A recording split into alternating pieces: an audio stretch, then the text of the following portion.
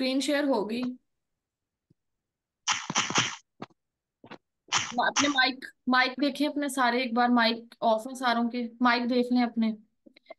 अच्छा जी, इसके बाद बात करते हैं हम लोग के टैक्स किससे कलेक्ट होगा। जाहिर बात है रेवेन्यू रिकॉर्ड्स बनाए जाएंगे, किस किस से कलेक्ट होना है। ठीक है, सैरिश की जमीन कितनी है, ठीक है, फलाने की जमीन कितनी है, कितनी कितनी जमीनें हैं वो बताएंगे और देखेंगे भाई किस किस से कितना कलेक्ट होना है।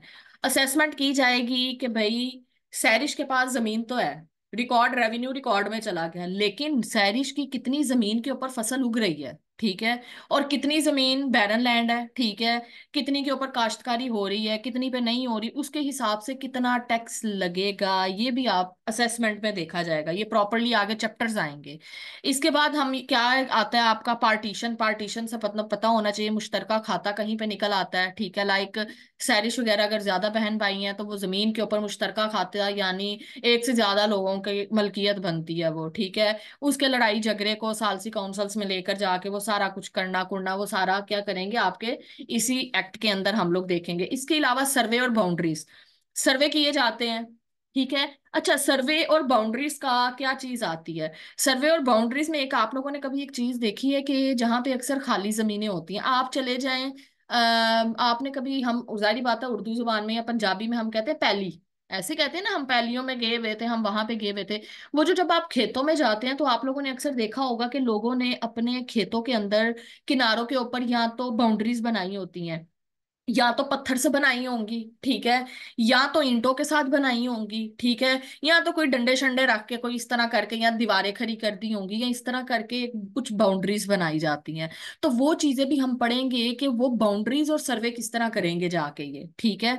हाँ, उसको बाउंड्रीज एक अलहदा से चैप्टर आता है आपका, उसके अंदर निशानदही कह लें आप, ठीक है, जी जी, निशानदही कह लें, वो किया जाएगा। इसके अलावा रिकवरी एरिया, ठीक है, जाहिर बात है डिफॉल्टर भी हो सकता है कोई, ठीक है, जो नहीं पे करेगा वो डिफॉल्टर होगा। उसे पैसे किस तरह निकलने हैं, या तो उसकी जमीन नीलाम की जाएगी, या हुकूमत ऑर्डर देगी कि उसकी जमीन के ऊपर खेती बाड़ी करो, ठीक है, या किसी को ठेके पे दे दी जाएगी। तो वो तरीका प्रॉपरली हम लोग इसके अंदर डिस्कस करेंगे, ठीक है, किस तरह किया जाएगा। अब एक और चीज यहाँ पे देखते हैं, हमारे पास हम लोगों ने पहले बात की दो इदारों की, ठीक है। सबसे ज्यादा कंफ्यूजन होती है जो स्टूडेंट्स को कि एफबीआर और बीओआर, ठीक है, फेडरल बोर्ड ऑफ रेवेन्यू और आप लोगों का जो बोर्ड ऑफ रेवेन्यू आता है, इसमें डिफरेंस क्या है। आप लोगों को पता चल गया एक प्रोविंशियल लेवल क्या है और एक फेडरल लेवल पे आता है। एक आपके सिर्फ एग्रीकल्चर टैक्सेस की बात करता है और बाकी के अंदर आपके बाकी जितने रिमेनिंग टैक्सेस आ जाते हैं वो सारे उसके अंदर आते हैं। लेकिन इनकी कोर्ट्स भी तो अलहदा होती है ना, इनकी अदालतें भी तो अलहदा होती हैं। तो बच्चे ये भी सवाल करेंगे कि सिविल कोर्ट्स और रेवेन्यू कोर्ट्स में क्या फर्क है, ठीक है। अब एक चीज याद रखिए कि जितने भी केसेस आपके रेजिडुअल और कमर्शियल जमीनों के होंगे वो सिविल कोर्ट में जाएंगे। क्या, जितने भी आपके रेजिडुअल और कमर्शियल जमीनें हैं उनसे रिलेटेड जितने भी आप लोगों के केसेस हैं वो सिविल कोर्ट में जाएंगे। जो लैंड रिकॉर्ड के जितने भी एग्रीकल्चर लैंड के केसेस आएंगे, डिफॉल्टर हो गया फलाना बंदा, फलाना पैसे लेके भाग गया, फलाने ने ये कर दिया, फलाने ने वो कर दिया, मुश्तरका खाता आ गया, लड़ाइयां झगड़े, वो कहाँ पे जाएंगे, वो रेवेन्यू कोर्ट में जाएंगे। तो सिविल कोर्ट का काम क्या है, maintenance of record of right, किसका मेंटेन करना है, रेजिडुअल और कमर्शियल लैंड का, और रेवेन्यू कोर्ट ने एग्रीकल्चर लैंड का करना है। यहाँ पे ये डिफरेंस पता चल गया, जिस तरह हम लोगों ने एफबीआर में पढ़ा है और पीछे बीओआर में। अब कोर्ट्स का डिफरेंस थोड़ा सा क्लियर हुआ कि कोर्ट्स किस तरह अलग अलग है। आगे हायरार्की भी पढ़ाऊंगी मैं प्रॉपरली कोर्ट्स की, कि अगर आप लोगों के सिविल कोर्ट क्या है और फलानी दूसरी कोर्ट्स क्या है, वो सारी चीजें मैं पढ़ाऊंगी, पूरी हायरार्की हम देखेंगे। यहाँ तक बताएं, किसी का कोई सवाल। ऐसे गुमसुम होके बैठ गए, क्या हो गया, उठ जाए एंजॉय करें क्लास को। ऐसे तो तैयारी नहीं होगी भाई, इतने गुमसुम होके बैठ गए हैं। उठ जाए, जागे जरा।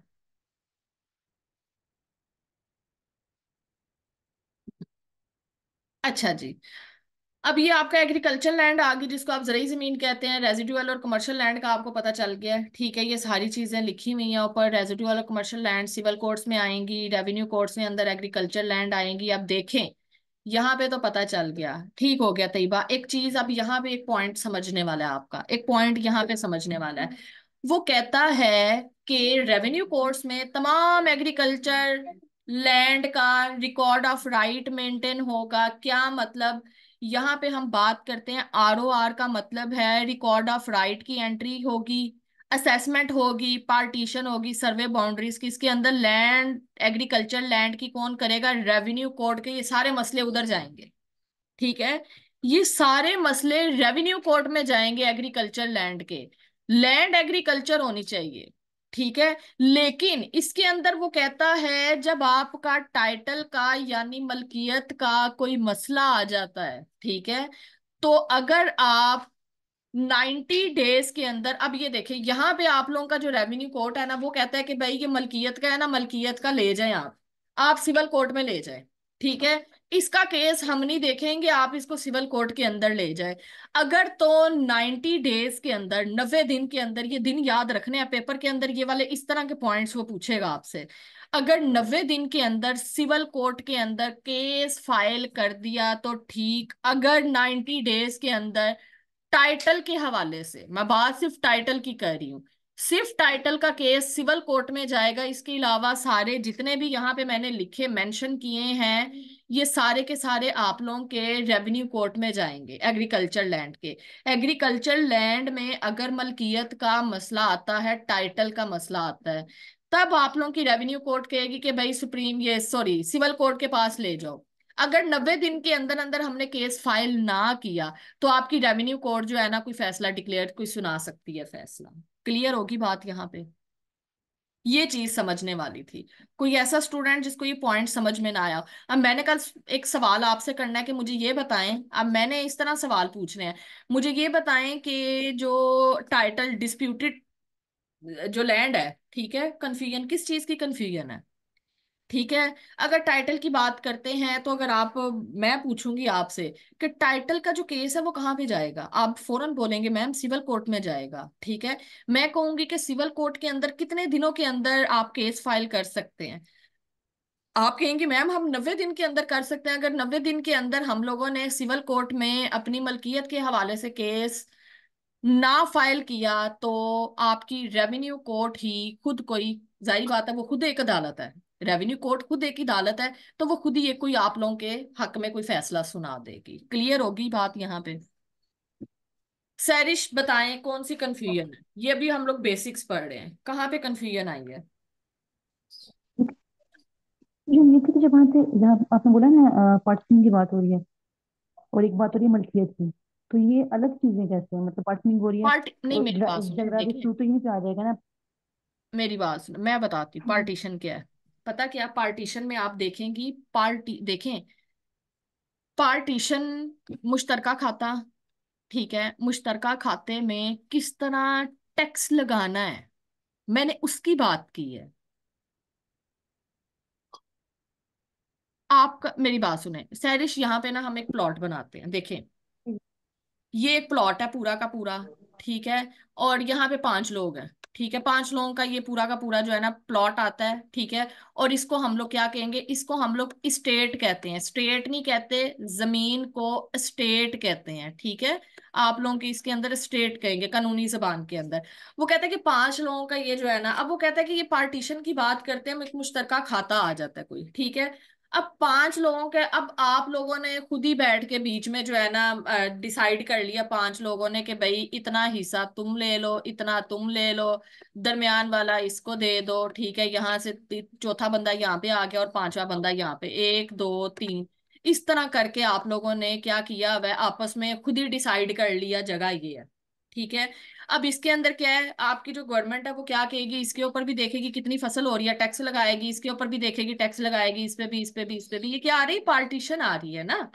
ठीक है, ये चीजें किस में जा रही है, पार्टीशन में जा रही है। लेकिन जब आप लोगों में से बंदा कोई उठ के कहेगा कि भाई ये यहाँ से तो मेन रोड जा रही है, ये इलाका तो मेन रोड का, यहाँ पे सारी सड़कें जा रही है, भाई यहाँ पे गाड़ियां गुजर रही हैं सारी, तो दूसरा बंदा उठ के कहेगा और पांचवा बंदा उठ के कहेगा मुझे पिछली साइड क्यों दे दिया घर की, ठीक है, मेरा क्या कसूर है, हमें बैक साइड क्यों दे दिया है। ठीक है। तो आपका ये फिर जो डिस्प्यूटेड मामला है ये फिर आपका सिविल कोर्ट में जाएगा। सिविल कोर्ट किस तरह आप लोगों की पार्टीशन करेगी, वो इस तरह पार्टीशन करेगी कि आप लोगों का ये सीधी सीधी लाइनें लगाएगी। एक हिस्सा इसका आ गया, दूसरा इसका आ गया, तीसरा इसका आ गया, यानी माथा सबका रोड वाली साइड पे आएगा। क्लियर हुई बात यहाँ पे? हाँ जी बताएं। क्लियर है। ये क्वेश्चन बेसिकली यही था मेरा कि अगर ये प्रॉब्लम नहीं आती, मतलब डिवीजन का मसला होता है, तो वो कौन डील करेगा, ये क्वेश्चन था मेरा। ठीक है, आगे समझ। Thank you. हो गया? हाँ जी, शुक्रिया। चलें ठीक हो गया। ये चीजें ये पार्टीशन के ऊपर प्रॉपर एक पूरा चैप्टर है, उसके अंदर आप समझेंगे कि पूरा चैप्टर इसी तरह करके पढ़ाऊंगी मैं, फलानी इस तरह हो गया, फलाना इस तरह हो गया, तो वो चीजें बड़ी आसान हो जाएंगी। आगे बड़े मजे मजे के टॉपिक आएंगे, सारे के सारे उर्दू लैंग्वेज के अंदर चीजें आगे चल के। ये तो कुछ चीजें हैं जो हमने पार्टीशन, और ये आगे सारे खतूनी नंबर, खसरा नंबर, सर्वे हम इंग्लिश में कहते हैं, इसको खसरा नंबर कहा जाता है। ठीक है। अब जो खेती बाड़ी करते हैं लोग, उनको नाम और तरीके से पुकारा जाता है, बलूचिस्तान में और तरीके से पुकारा जाता है। हेडमैन कौन होते हैं, लंबरदार किसे कहते हैं, ये सारी चीजें आगे पढ़ने वाली हैं, बड़े मजे की चीजें आगे। हाँ, इंटरेस्ट लेकर पढ़ेंगे तो मजे की होंगी, अगर तो पीछे से उतारेंगे ना फिर मजे की नहीं लगेंगी, फिर बोझ ही लगेगा और वो फिर तैयार भी नहीं होगा। ये चीज याद रखनी है। दिल से पढ़ना है, फिंगर टिप्स के ऊपर पढ़ना है, रट्टा नहीं मारना, जिस तरह पढ़ा रही हूँ उसी तरह पढ़ें। बाकी चीजों को सर्च करने की जरूरत नहीं पड़ेगी, सिर्फ आप लोगों ने यहीं पे जितना करवा रही हूँ उतना काफी है। ठीक है। बाकी ये है कि आप लोगों के साथ ना, जब फॉर एग्जाम्पल हमारा ये खत्म होता है, ठीक है, हमारा ये एक एक्ट खत्म होगा, इसके बाद मैं आप लोगों के साथ कोई लिंक शेयर कर दूंगी किसी भी वेबसाइट का, कुछ डॉक्यूमेंट्स भेज दूंगी, उनको बैठ के खुद सॉल्व कीजिएगा। ठीक है। सॉल्व करें, कुछ एमसीक्यूज किस तरह पेपर के अंदर वो पूछ रहा है, सारा कुछ वो फिर प्रैक्टिस आप लोग करते जाइएगा। ठीक है। तो ये सारी चीजें। अच्छा जी, ये भी हमारा हो गया, ये भी एक टॉपिक हम लोगों को समझ में आ गया, सिविल कोर्ट और आप लोगों की जो रेवेन्यू कोर्ट्स हैं उसके अंदर क्या फर्क आ जाता है। ठीक है। लेकिन एक चीज याद रखिए, पेपर में वो पूछेगा, जो आप लोगों का रेवेन्यू कोर्ट है, 90 दिन के अंदर अगर आपका सिविल कोर्ट फैसला नहीं देता, अगर आप लोगों का रेवेन्यू कोर्ट फैसला सुनाता है तो वो आपका सीपीसी के अकॉर्डिंग सुनाएगा। ठीक है। सीपीसी के अकॉर्डिंग वो फैसला सुनाएगा, ये चीज आप लोगों ने याद रखनी है। अच्छा जी, अब हमारा स्टार्ट हो गया बकायदा लेक्चर। यहाँ पे सबसे पहले आप लोगों का चैप्टर नंबर 1 आता है, 15 चैप्टर हैं। पहला चैप्टर आता है प्रिलिमिनरी आ गया, इसके अंदर सबसे पहला आप लोगों का सेक्शन, ये 1 सेक्शन लिखा है, सेक्शन नंबर 1 आता है शॉर्ट टाइटल का। जैसे मैं पहले बता चुकी हूँ, the Punjab land revenue act 1967, ये आपका टाइटल आता है, पेपर में पूछे तो आपने इसके ऊपर टिक करके आना है। ठीक है। WP लिखा हुआ है साथ, उसका मतलब क्या है, वेस्ट पाकिस्तान, यानी वही बात आ गई आपका, मगरिबी और मशरिकी जो पाकिस्तान था वो अलग अलग हुए थे, पार्टीशन ऑफ बंगाल हुई थी उस टाइम के ऊपर, ये सारा कुछ तब के एक्ट बने हुए, अभी तक इन्होंने कभी अमेंड करने की कोशिश ही नहीं की। ठीक है। तो इसलिए अगर WP से कोई कंफ्यूज होगा ना, ये WP क्या लिखा हुआ है, तो वहां पे सोच लीजिएगा कि भाई वेस्ट पाकिस्तान का नाम आया। ठीक है। इसके बाद आगे चलते हैं। सेक्शन नंबर 2 किससे डील करता है? सेक्शन नंबर 2 आप लोगों का कहता है power to accept any provision thereto. ठीक है। अब अगर आप लोगों के पास डाटा, जाहिर बात है वो नोट्स ओपन होते ना, तो वहां से आप लोगों ने साथ साथ ये चीजें खुद भी पढ़ते जाना था। अब वो कहते हैं कुछ एक्सेप्शंस हैं। एक्सेप्शन क्या है? वो कहता है कि कुछ प्रोविजन दी गई है कि कुछ इलाकों के ऊपर आप लोगों का टैक्स अप्लाई नहीं होगा। किस तरह अप्लाई नहीं होगा? फॉर एग्जाम्पल, कौन सी जमीनों के ऊपर टैक्स अप्लाई नहीं होगा? भाई सैलाब आ गए, जमीनें खराब होगी, फसल खराब होगी, टैक्स अप्लाई नहीं करेंगे। ठीक है। तो कुछ इलाके होंगे जिन पे जरूरत पड़ेगी, तो बताया जाएगा कि भाई इन इलाकों के ऊपर आप लोगों का टैक्स नहीं बनता। क्लियर हुई बात यहाँ पे सेक्शन नंबर 2 पे, कि कुछ इलाके इस तरह के हो सकते हैं जिसके ऊपर आप लोगों को इनको टैक्स नहीं पे करना आप लोगों को। ठीक है। और ये आप लोगों का सेक्शन नंबर 2 आता है, ये चीजें याद रखनी है। सेक्शन नंबर 2 फिर बोल रही हूँ कौन सा है, सेक्शन नंबर 3 कौन सा है। ठीक है। आगे चलते हैं, हमारे पास सेक्शन नंबर 3 आता है। वो कहता है कि exclusion of certain land from operation. ठीक है। वो कहता है कि कुछ जमीनें जो एग्रीकल्चर लैंड से निकलती जाएंगी। ठीक है। तैयबा बच्चे, वो कहता है कि एग्रीकल्चर लैंड से जो जमीनें निकलती जाएंगी, उन वो कह लें कि इस एक्ट से एक्सक्लूड होती जाएंगी, निकलती जाएंगी। फॉर एग्जाम्पल, मैं एग्जाम्पल देती हूँ। तैयबा की एक जमीन थी। ठीक है। तैयबा की कोई 5 एकड़ जमीन थी, तैयबा वहां पे खेती बाड़ी करवाती थी या करती थी, जो भी था। अब कुछ अरसा गुजरने के बाद तैयबा ने वहां पे मकान बना लिया। ठीक है। वहां पे घर खड़ा कर लिया, तो आप एक चीज देखें, वो एग्रीकल्चर लैंड तो रही नहीं, वो तो रेजिडुअल बन गई, या वो कमर्शियल बना सकती है, कोई प्लाजा खड़ा कर लिया तो वो कर लिया। तो ऐसी लैंड निकलती जाएंगी आप लोगों के एग्रीकल्चर एक्ट के अंदर से। फिर आप लोगों का जो वो एक्ट लगेगा, वो फिर आप लोगों की एफडीआर लगाएगा, प्रॉपर्टी एक्ट आ गया, या आपकी कोई कमर्शियल जमीनों के ऊपर जितने टैक्स लगते हैं वो फिर आपके एफबीआर का काम है। क्लियर हुई बात यहाँ पे? 3 सेक्शन समझ में आए? बताइएगा।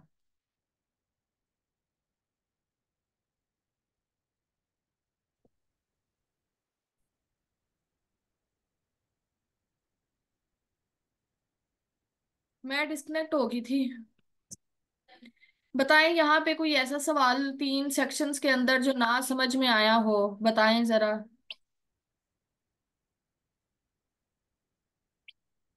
कोई ऐसा पॉइंट जो अभी तक ना समझ में आया? क्लियर है सर? शुक्र है क्लियर हो रहा है, ठीक है, शुक्र है क्लियर हो रहा है। बैकग्राउंड नहीं है लॉग किसी का, फिर भी क्लियर हो रहा है, अच्छी बात है। मैंने सोचा था मैं इतना आसान करके पढ़ाऊंगी, इतना आसान करके पढ़ाऊंगी कि क्लास में ही बच्चों को याद हो जाए, ठीक है। बाद में बैठ के बच्चे देखते ना रहे आए है इसके अंदर क्या लिखा है, इसके अंदर क्या लिखा है। चले अच्छी बात है, साथ साथ क्लियर हो रहा है। अच्छा, वो फिर इंपॉर्टेंट नोट एक बीच में आप लोग लिखेंगे कि देखें, हम बात कर रहे थे कि 272 फुट हो तो हमारा एक मरला बनता है, 20 मरले होंगे तो एक किनाल बन जाएगा, 8 किनाल होगा 1 एकड़ आ गया, 25 एकड़ होगा तो एक मुरब्बा बनेगा। अगर किनाल को आधा करते हैं, 4 किनाल करते हैं तो 1 बीघा, ठीक है। तो इसी तरह ये कहा जाता है कि एकड़ को किला भी कहा जाता है। अब ये देखें, ये पंजाब की बात हो रही है, पंजाब के अंदर मरले किनाल एकड़ मुरब्बे होते हैं। भाई अगर हम बलोचिस्तान की बात करेंगे, बलोचिस्तान में ये मरले किनाल एकड़ उकर कुछ भी नहीं होता। वहां पे पोल, रोड, फुट इस तरह के वर्ड इस्तेमाल किए जाते हैं, ठीक है। हर एक सूबे के अंदर हर एक चीज का तरीका अलग है। ये पंजाब के अंदर मरला और ये किनाल एकड़ मुरब्बा आता है, हर फिर बता रही हूँ। जैसे बलोचिस्तान है, पोल, रोड, फुट, ये सारे बलोचिस्तान में, इसी तरह सिंध के अंदर अलहदा होंगे, ठीक है। और केपीके के अंदर अलग होंगे, लेकिन पंजाब के अंदर आपका मरला बनता है, किनाल आता है, एकड़, मुरब्बा, किला भी जिसे कहते हैं एकड़ को, तो ये सारी चीजें आती हैं, ठीक है। ये चीजें आप लोगों के याद करने वाली हैं। अच्छा, अब चौथा सेक्शन आता है आप लोगों का डेफिनेशन का। कल मैं पूछूंगी मुझे ये बताएं सेक्शन नंबर 4 किसे डील करता है, सब ने हाथ उठा के कहना है भाई डेफिनेशन से डील करता है, ठीक है। अब ये जो डेफिनेशन से डील करता है ना, ये सारी चीजें मैं अब आप लोगों को कल पढ़ाऊंगी, इतनी ज्यादा चीजें एक दिन में नहीं डालनी मैंने, ठीक है। ये सारे आप लोगों के जहां जहां पे नोट लिखा होगा ना, इसका मतलब है ये इंपॉर्टेंट इन्फॉर्मेशन है, आप लोगों ने अपने पास नोट करनी है। क्लियर हो गया? ये देखें, ये सारी चीजें आप लोगों के समझाने के लिए हैं, ताकि जब हम आगे एक्ट पढ़ेंगे आप लोगों को पता हो, ठीक है। खेत किसे कहते हैं, जो बंदा खेत के ऊपर खेती बाड़ी करेगा, खतूनी, और ये सारी चीजें हम लोग पढ़ेंगे, ये क्या चक्कर है। अलॉट नंबर किसे कहते हैं, सर्वे नंबर, खसरा नंबर, ये सारी चीजें, ठीक है। असेसमेंट सर्कल क्या होता है, खसरा गिरदारी या खसरा गिरदावर किसे कहते हैं, ये सारी चीजें हम लोग पढ़ेंगे। अब ये ना एक छोटी सी चीज मैं आप लोगों को समझाना चाहती हूँ, छोटी सी चीज। मैं यहाँ पे, अब आप लोगों ने एक चीज समझनी है, जैसे मैं पीछे कोर्ट्स की बात बता के आई थी, सिविल कोर्ट और आप लोगों का रेवेन्यू कोर्ट, यहाँ पे एक और इम्पोर्टेंट नोट आता है। वो नोट आता है, हमारे पास ना 2 किस्म के लोग होते हैं, एक होते हैं रेवेन्यू ऑफिसर्स, पढ़ चुके हो ना रेवेन्यू ऑफिसर्स क्या है। तहसीलदार AC1 आ गया, AC2, फिर कलेक्टर आ गया, कमीशन ये कमिश्नर आ गया, और नीचे फिर बोर्ड ऑफ रेवेन्यू आ गया, ये पढ़ चुके हैं आप लोग, ठीक है। दूसरी साइड पे होते हैं हमारे विलेज ऑफिसर्स।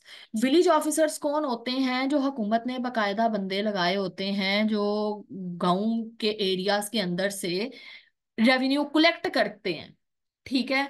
अब विलेज ऑफिसर कौन होते हैं? उसको कहा जाता है हेडमैन। ये चीज याद रखनी है, हम इसकी तरफ भी दोबारा आएंगे, पहले इसको आप लोगों ने समझना है। इसको क्या कहा जाता है? विलेज ऑफिसर में सबसे ऊपर वाला जो रैंक होता है वो हेडमैन होता है। हर इलाके का अलग अलग नाम यूज किया जाता है। कोई मलक कहता है हेडमैन को, कहीं पे इसका नाम लंबरदार यूज किया जाता है, कहीं पे रईस कहा जाता है, कहीं पे कोठार कहा जाता है। अपने अपने इलाके के हिसाब से हेडमैन को हर बंदे ने, हर लोगों ने अपना अलग अलग नाम दे दिया है। तो यहाँ पे कंफ्यूज नहीं होना, मलक को होना, आप लोगों को पता होना चाहिए हेडमैन। जब भी मैं बात करूंगी विलेज ऑफिसर की, आपके दिमाग में आ जाना चाहिए हेडमैन है, इसको लंबरदार भी कहते हैं, इसको हम मलक भी कहते हैं, रईस भी कहते हैं, कोठार भी कहते हैं, और भी बड़े नाम है, हर इलाके के नाम से नाम अलग अलग है। लेकिन ज्यादा जो पॉपुलर आता है ना, वो लंबरदार आता है। क्लियर होगी बात? इसके नीचे जितने भी पटवारी होते हैं वो काम करते हैं, ठीक है। और पटवारी के नीचे जितने कानून गो होते हैं ये भी हम लोग पढ़ेंगे, कौन होते हैं, खसरा गर्दावर होते हैं, ये किस तरह काम करते हैं सारे। तो इस तरह आप लोगों की विलेज ऑफिसर की हायरार्की बनेगी। यहाँ पे ये चीज क्लियर हुई, बताएं। विलेज ऑफिसर की हायरार्की कंप्लीट समझ में आई? कोई ऐसा स्टूडेंट जिसको विलेज ऑफिसर की हायरार्की समझ नहीं आई? अच्छा जी। अब देखें सैरिश बच्चे, हैदर बच्चे, पेपर में अब जब आगे हम चलेंगे तो आप लोगों को, जब मैं पटवारी का बोलूंगी आप लोगों को समझ आ जाना चाहिए, लंबरदार का बोलूंगी समझ आ जाना चाहिए, ठीक है। अब कोई कोई कंफ्यूज नहीं होना चाहिए। जहां पे मैं हेडमैन की बात करूंगी बच्चे के पता नहीं कौन सा हेडमैन आ गया, ठीक है। तो ये चीजें अब आप लोगों के खुद याद रखने वाली हैं। अब देखें, अब इसकी हायरार्की देखते हैं। यहाँ पे तहसीलदार आ गया, AC1 AC2, फिर उसके जिले में डिस्ट्रिक्ट में कलेक्टर आ गया, कमिश्नर डिवीजन में आ गया, प्रोविंस के अंदर बोर्ड ऑफ रेवेन्यू आ गया। बोर्ड ऑफ रेवेन्यू के अंदर भी मेंबर्स होते हैं, इसको कहते हैं MBR, यानी member of board of revenue. एक होता है SMBR, senior member of board of revenue. Clear हुई बात? बोर्ड ऑफ रेवेन्यू में भी आगे जो है ना डिवीजन है, उसमें भी आगे जो मेंबर्स बैठते हैं। हायरार्की सिर्फ इतनी याद करनी है, इसके अलावा कोई हायरार्की याद नहीं करनी। क्लियर हो गई बात? यहाँ पे कोई ऐसा स्टूडेंट जिसको आज के लेक्चर में मसला हो?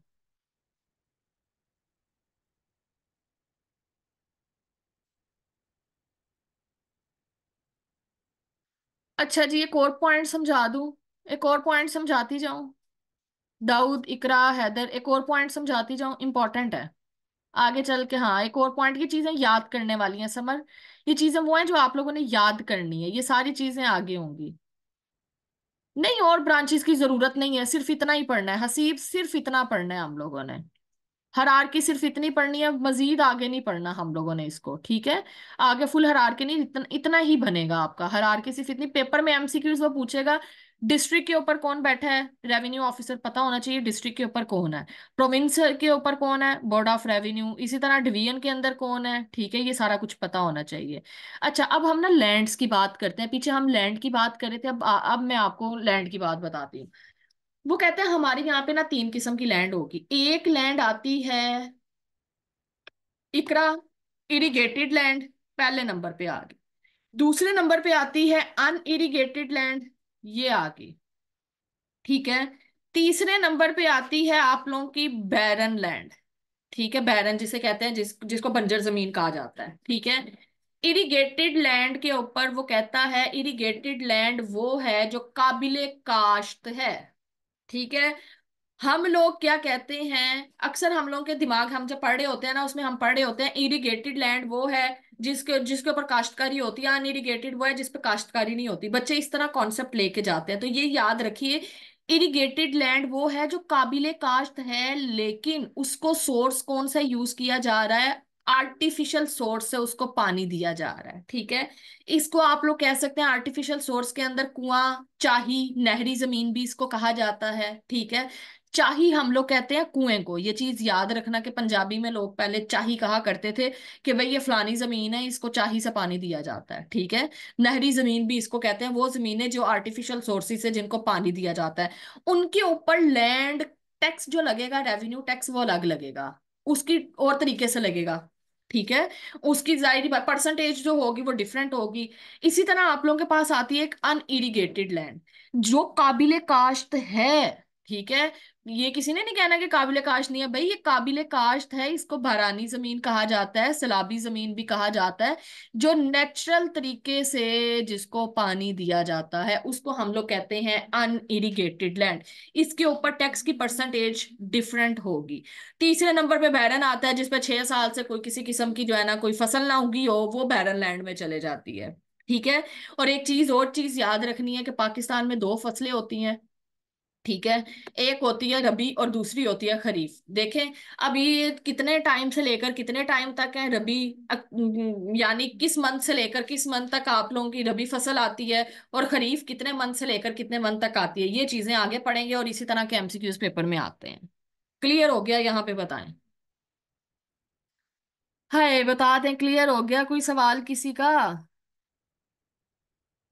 ये सिर्फ अंडरस्टैंडिंग बनाई है मैंने आपकी, अभी सिर्फ अंडरस्टैंडिंग है, हर चीज के ऊपर चैप्टर है पूरा पूरा। ठीक है, हर चीज के ऊपर सेक्शन बना हुआ है। चीजें पहले इसलिए थोड़ी सी नाउ हाउ करवा दी है कि आप लोगों को आइडिया हो कि हमने आगे पढ़ना क्या है, इसलिए चीजें पहले याद करवा दी हैं कि हम जब आगे चलेंगे तो आप लोगों के लिए आसानी हो, चीजें बिल्कुल न्यू ना लगे कि भाई ओहो एक और चीज याद करनी है। इसलिए छोटी छोटी छोटी छोटी चीजें मैंने पहले दिमाग में घुसा दी हैं कि भाई ये चीजें याद करनी है, आगे इन्हीं के ऊपर आप लोगों का पूरा पूरा सेक्शन आता है। जिनको ये चीजें याद होगी वो समझे सेक्शन भी याद होगा। कोई ऐसा स्टूडेंट जिसको ना समझ में आया हो, ये देखें आगे फिर हमारा चैप्टर 2 आएगा डिवीजन एंड डिस्ट्रिक्ट के ऊपर। ठीक है, और फिर हमारे पास चैप्टर 3 आएगा, अपॉइंटमेंट ऑफ रेवेन्यू ऑफिसर आ गया, किस तरह लगनी है। ठीक है, ये आगे फिर चलता जाएगा, इसी के अंदर मैं ऐड करती जाऊंगी। चैप्टर आ गया, अगला आ गया प्रोसीजर क्या होगा रेवेन्यू ऑफिसर्स का, ये देखें साथ साथ सेक्शंस भी मैंने लिखे हुए हैं। अब एक चीज मैं यहाँ पे एक और चीज बताना चाहती हूँ, रुक जाए जरा। मैं यहाँ पे ना एक चीज बताना चाहती हूँ, कहाँ पे गया है भाई रेवेन्यू एक्ट, कहाँ पे गया है, मैंने अभी ओपन भी किया था। हाँ रुक जाए जरा, मैं रेवेन्यू एक्ट आपको ओपन करूँ, मैंने जरा एक चीज समझानी है आप लोगों को। कहाँ पे गया है?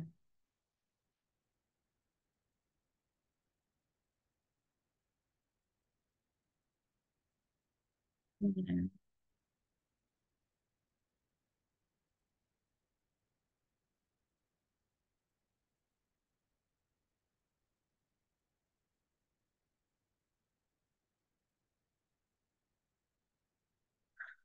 रुक जाए जरा, मैं एक डॉक्यूमेंट ओपन कर रही हूँ, मैंने समझाना है कुछ आप लोगों को इसीलिए। ओहो, ऑन हो भी जाए अब। चीजें मुश्किल नहीं है, ठीक है, चीजें बहुत आसान है। मसला ये है कि याद करने का और किसी का करवाने का तरीका अच्छा होना तो चीजें मुश्किल नहीं लगती। ठीक है, जब चीजें पढ़ाने का तरीका इतना मुश्किल कर दिया जाए ना स्टूडेंट्स के लिए, ये भी खुद ही पढ़ें, ये भी खुद ही पढ़ें, ये भी खुद ही पढ़ें, तो चीजें बहुत टफ हो जाती हैं। ठीक है, तो बस मुझे लगता है मेरे पास ओपन नहीं हो रहे, फिर हम लोग कल ही उसको देख लेते हैं, क्या ख्याल है? कल देख लें। और आप लोगों ने काम करना है कि, हाँ कल देख लेंगे, कल देख लेंगे ना। हाँ आप लोगों ने काम करना है कि, हाँ आप लोगों ने एक काम करना है कि अपने पास सारे जो है ना वो ओपन करने हैं, सारे जो प्रिंट्स निकाल कर लाने हैं, क्योंकि प्रिंट निकालेंगे तभी फायदा होगा, अदरवाइज फायदा नहीं होने लगा कोई भी। ठीक है, जाहिर बात है प्रिंट निकाल के सामने रखेंगे तो फायदा होगा, और उसके अंदर से मैं बताऊंगी पॉइंट्स किस तरह याद करने हैं। ठीक है, और ये है कि 3 एक्ट्स तो मैं करवा दूंगी, जो आपके पेपर के अंदर मेंशन है 3 एक्ट्स वो मैं करवा दूंगी, लेकिन इसके रूल्स के लिए मैं अलग क्लासेस अरेंज करूंगी। ठीक है, अलग से एक सेशन आएगा आप लोगों का, उसमें ये है कि 3 दिन की क्लास होगी, और उसके अंदर जितना एक्स्ट्रा मटेरियल आता है आपका, जिसमें जिसने जिसने पढ़ना हो, ठीक है, तो वो उसके अंदर पढ़ सकता है, रजिस्ट्रेशन करवा सकता है, बिल्कुल थोड़ी रजिस्ट्रेशन रखूंगी उसकी। और ये है कि सिर्फ 3 दिन क्लासेस होंगी, उसके अंदर सिर्फ मैं रूल्स करवाऊंगी। ठीक है, ये तो एक्ट करवा रहे हैं ना, सिर्फ रूल करवाऊंगी। टोटल कितने एक्ट करेंगे आप लोगों को इस सेशन के अंदर? 3 एक्ट करवाऊंगी मैं, 3 एक्ट। ठीक है, 3 एक्ट। नेगेटिव मार्किंग होती है ना, नेगेटिव मार्किंग होती है। 3 एक्ट करवाऊंगी। ठीक है, अब ये जो चीजें हैं बता, डॉक्यूमेंट भेज दूं, डॉक्यूमेंट भेज दूं आप लोगों को अभी? नेगेटिव मार्किंग बड़ी चीजें आसान है, याद हो जाएंगी, याद हो जाएंगी। डॉक्यूमेंट भेज दूं आज के कल भेजूं, याद करना है?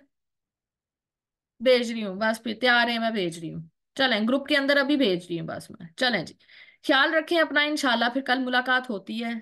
और मुझे फीडबैक जरूर दीजिएगा कि आप लोगों को समझ आई है कि नहीं आई लॉस की। ठीक है, तो बताइएगा जरूर। ख्याल रखें अपना बहुत, और अच्छे से तैयारी करनी है। ठीक है, ओके जी, अल्लाह हाफिज।